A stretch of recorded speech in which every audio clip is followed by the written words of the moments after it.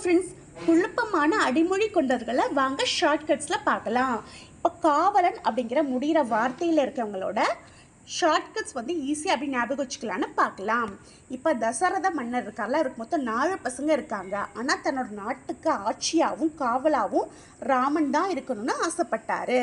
இப்போ விஸ்வநாத சுவாமிகள் அப்படின்னு யார் சொல்லுவாங்க அப்படின்னா நம்ம சிவனை சொல்லுவாங்க.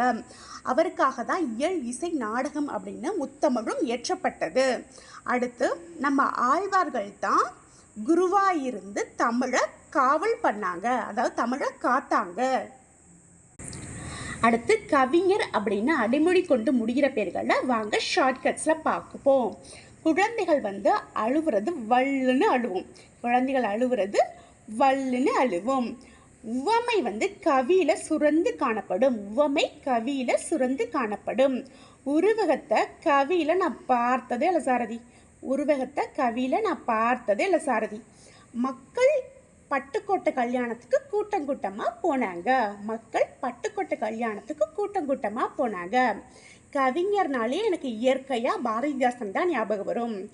கவிஞர்னாலே இயற்கையாக ஞாபகம் வர்றது நம்ம பாரதிதாசன் தான். மணி வாணி. மணி அப்படின்னா வாணி ஞாபகம் வச்சுக்கோங்க. பாவலர்னா கவிஞர். கவிஞர்னா என்னது? கவிஞர்னா இதை பற்றி எழுதுவாங்க, தமிழை பற்றி. அப்போ தமிழுக்கு தாசன். அப்போ தமிழ் மணி அப்படின்னா வாணிதாசன். சரியா? அடுத்து பாவலர்னா ஆல்ரெடி கவிஞர்னு சொல்லியிருக்கேன். கவிதைகள் அதிகமாக ஏறுது, பாவலர் ஏறு. அப்போ கவிதைகள் ஏறுனா யாராக இருப்பாங்க? சித்தராக இருப்பாங்க. சித்தராக இருப்பாங்க, பெரிய சித்தராக இருப்பாங்க. அடுத்து புலவர் ஏறு. புலவர் ஏறி வர்றதை பார்த்த நஞ்சப்பிள்ளை ஓடி போயிட்டாரு.